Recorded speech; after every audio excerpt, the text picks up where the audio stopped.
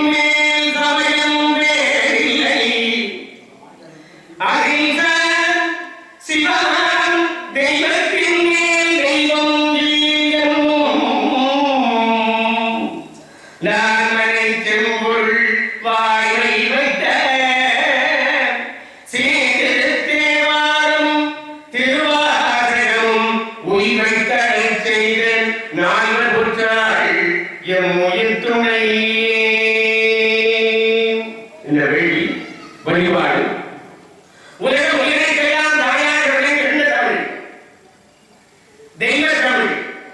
ஏன் தெய்வ தமிழ் என்ற இறைவனை பற்றி அறியாது பாடியிருக்கிற உலகமொழிகள் உலகத்திலேயே தமிழே தான் வெளியாக இருக்கிறது. ஆகியதான் தெய்வ தமிழ். முதல் தமிழ் சங்கம் வந்தனார்கள் இந்த வகையில் கன்னியாகுமரிக்கு கருத்தே ஆயிரக்கணக்கான கல்வி கப்பல் அமெரிக்காவுடைய கடற்படை வந்திருக்கின்றேன். கீழுடைய அருகில் ஆழ்கடல் தண்ணீரே தாமரை வடிவை மூடி இருக்கிறது. அங்குதான் ஏவன் தமிழகத்தில் தலைமை குலமாக இருந்து தமிழாகிறான் என்று பழம்பாடி சொல்லும். கண்ணுரையில் பெரும் கடவுளும் கடகமோடு வந்து பன்முறை தேர்ந்து ஆழ்ந்த இருப்பதென்றவள். அங்குதான் உலகத்தில் நான் வருகிறாயே தமிழன் தோன்றினான். அங்குதான் உலகம் இடைக்கெல்லாம் தாயாக விளைந்துகின்ற தெய்வ தமிழ் பிறந்தது. உலக மொழிகளை தொன்மையான வகையில் சொல்லக்கூடிய அறம் பொருளை எங்கும்போது அறத்தில் வழியிருந்து பொருளைக்கு ஒருவருக்கு ஒருத்தின நிலையில் இல்லையும் போதிக்கு ஒரு பேசுகிறார்கள்.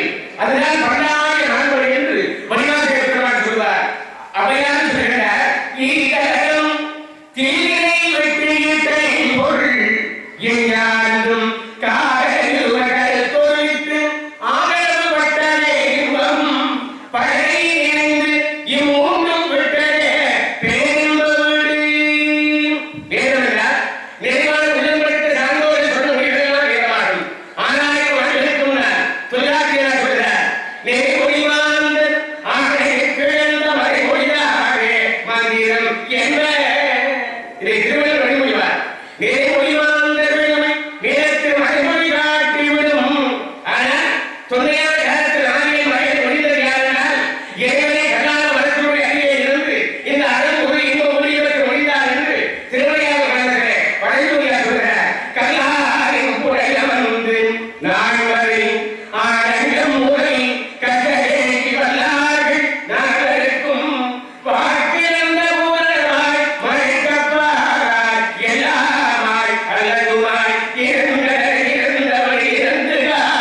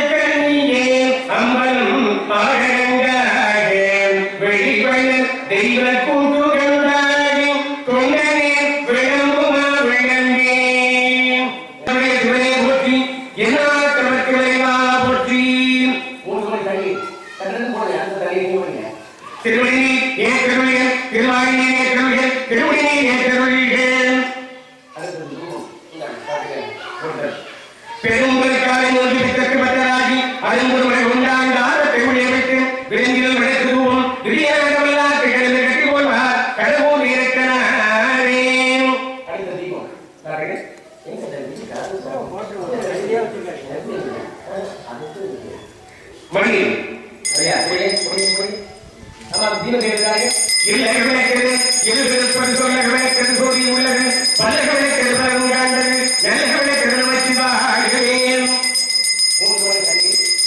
அன்னம்பாரிக்கும் எல்லைக்கு திரும்பலம் ஒன்னம்பாரிக்கும் ஏழை போனிது எண்ணம்பாரிக்கும் ஆறுகள் என்பது இன்னம்பாரிக்கும் ஓலி பிறவியே பூங்குடலை போற்றி உத்தைய வெடித்தோல் போற்றி கரும்புருவசை போற்றி உடையற்கு போல் சுரந்த கலசம் போற்றி எறும்புவனும் குடித்தன்னை எடுத்த அங்கே கிளம்பியாற்றி எறும்புவனை போற்றி ஆரண நூபுரம் சிலம்பும் அடிகள் போற்றி போற்றி என்றே அறிவுடன்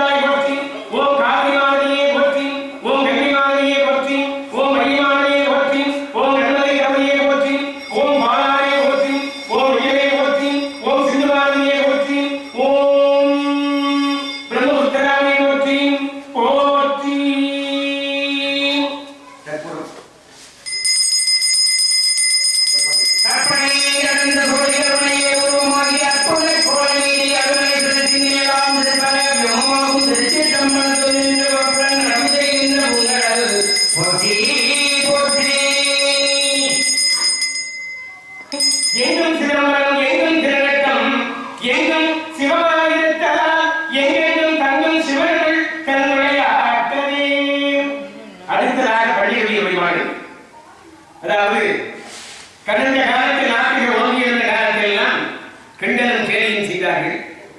இன்றைக்கு 20ஆம் நூற்றாண்டு அறிவியல் உலகத்திலேயே இருக்கிற நோய் நீக்க மருந்தும் பூச்சி கொல்லியும் பூஞ்சான கொல்லியும் பைய பூச்சியும் உடல் பேசியும் நாட்டு பசுமையுடைய பஞ்சகவியலை என்று இன்றைய அறிவியல் சொல்கிறது.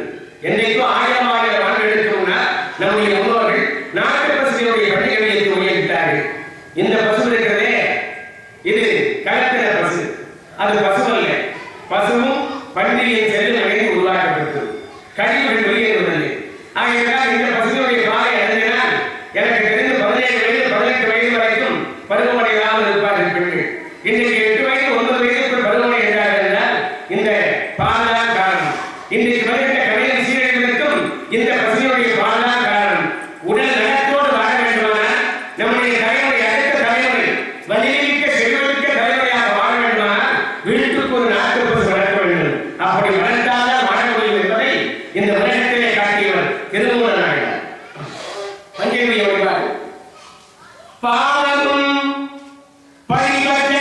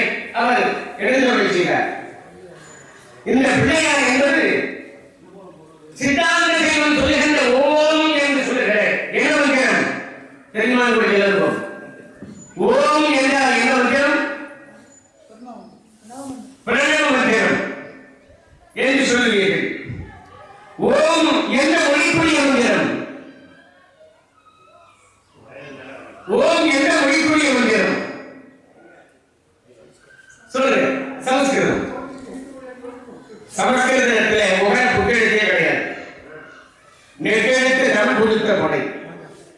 இருவர் உரையாடுகின்ற பொழுது ஒருவர் கருத்து ஏற்புடையதாக இருக்குமானால் அப்பொழுது ஓம் என்று சொல்லிவிட்டார்கள். அப்படி சொல்லுகின்ற பொழுது அலைவாகி மனதை அடைந்துகிறது என்று என்னை அறிவியல் சொல்லுகிறது.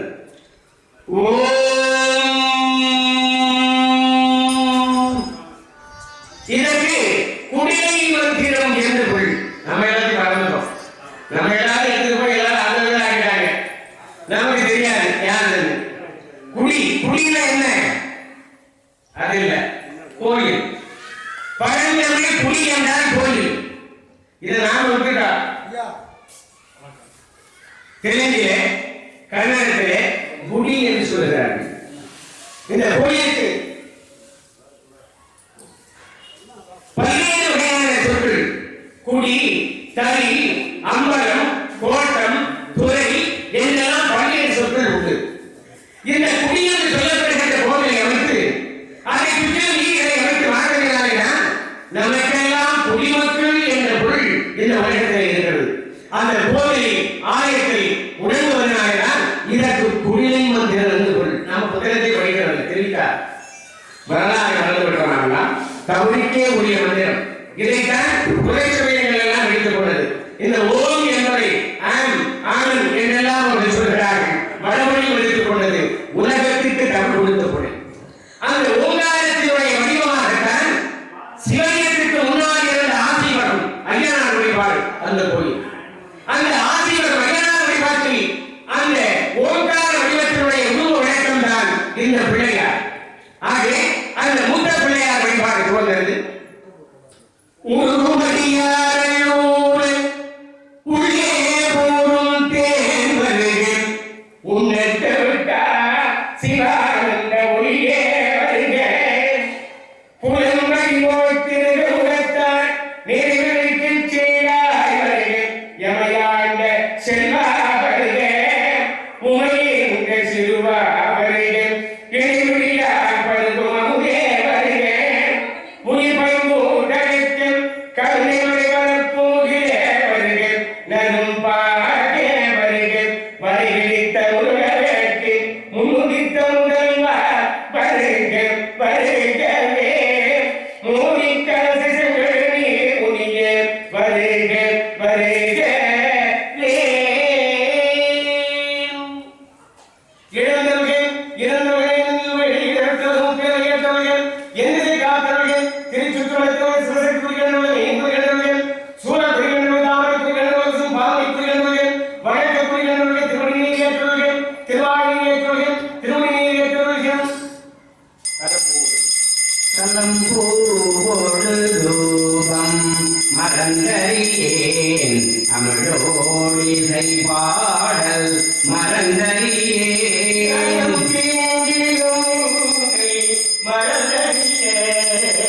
உன்னாமும் என்னாவில் மறந்தறியேன். இல்லக விளக்கது இருள் கிடைப்பது சுலக விளக்கது சோடி உள்ளது பல்லக விளக்கது பழகு வாழ்ந்தது நல்லக விளக்கது நமச்சிவாயவே. பொன்னும் வாடிக்கும் மேலவை பூமிசை இன்னம் வாடிக்கும் ஆறுகண்டில் விட இன்னம் வாடிக்கும் ஓய்பிறவியே. ஓம் ஆதிபத்தாரே போற்றி, ஓம் ஐயரை போற்றி, ஓம் ஆதிசிவனா செல்வரை போற்றி, ஓம் உயர்வு திருக்குறளை போற்றி, ஓம் வேலவன் தலைவரை போற்றி, ஓம் ஞானப்பழம் பெற்றோரை போற்றி, ஓம் அல்லவ கணபதியை போற்றி, ஓம் ஆகாவி கணபதியை போற்றி, ஓம் சித்தி விநாயகரை போற்றி, ஓம் சுரன் தீர்த்த விநாயகரை போற்றி, ஓம் கட்டி விநாயகரை போற்றி போற்றி. நாவலம் தன் உயர்ந்த பூமியில் சாந்தனம் என்ற நிறுத்தத்தில் எழுந்தவை எதிர்பார்க்கும் அந்த சித்திரநாயக பெருமானுக்கு தேவாரங்களை செய்யப்படுகின்றது. பிடியதன் ஒரு உமை கொலமே கரியது வழி கொடுதனதடி வழிபடும் அவர் இடர்கடி கணபதி அருளியன் மீது கொடை வடிவினர் பயில் வலி பலமுறை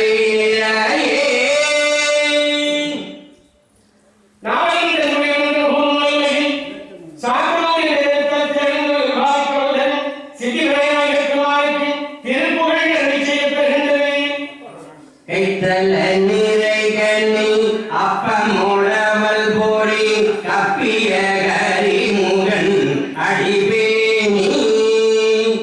கட்டிடும் அடியவர் புத்தியில் உரைபவர் கற்பகம் என வினை கைதேகும்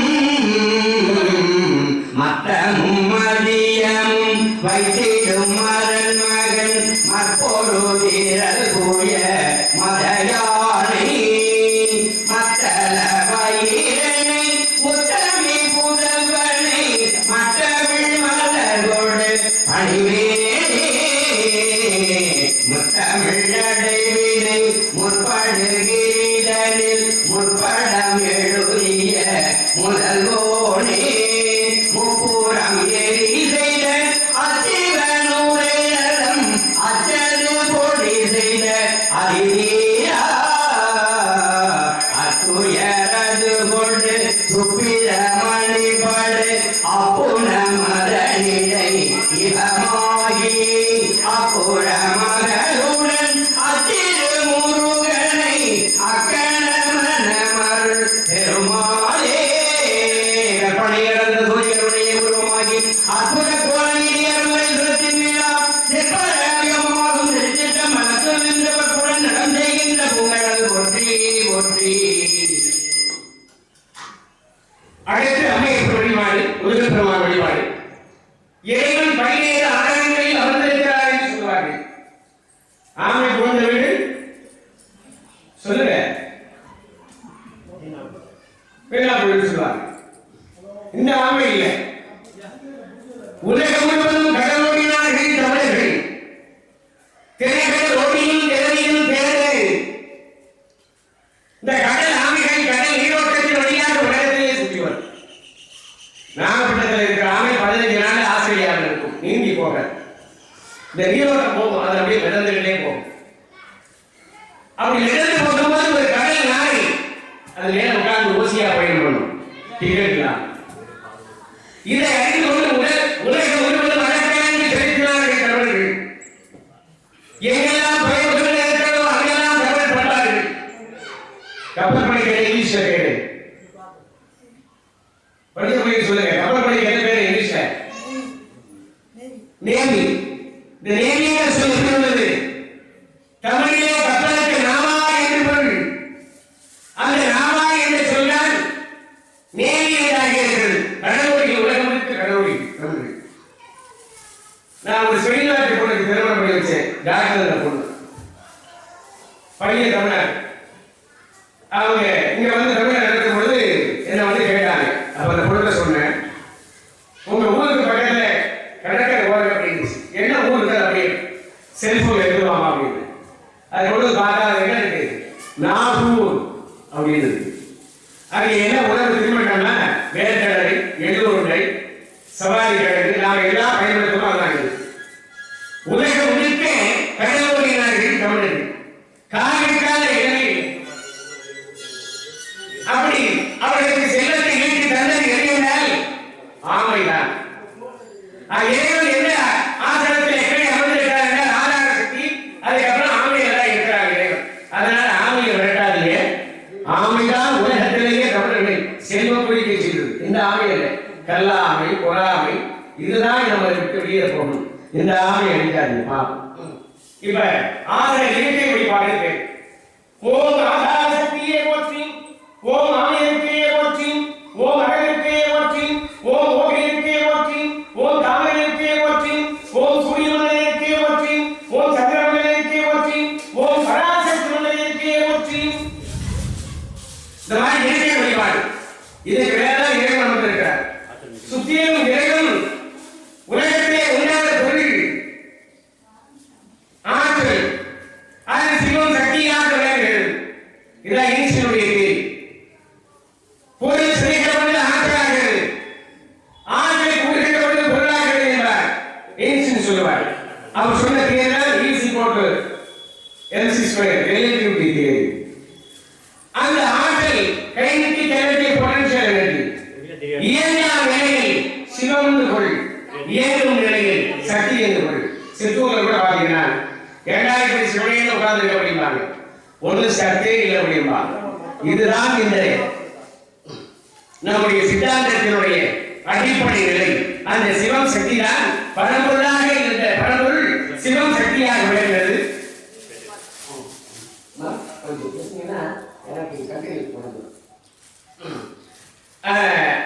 இறைவன் எழுந்தருளி செய்தல். சிவய நமய நம சிவம சிவய நபய நம சி நம சிவய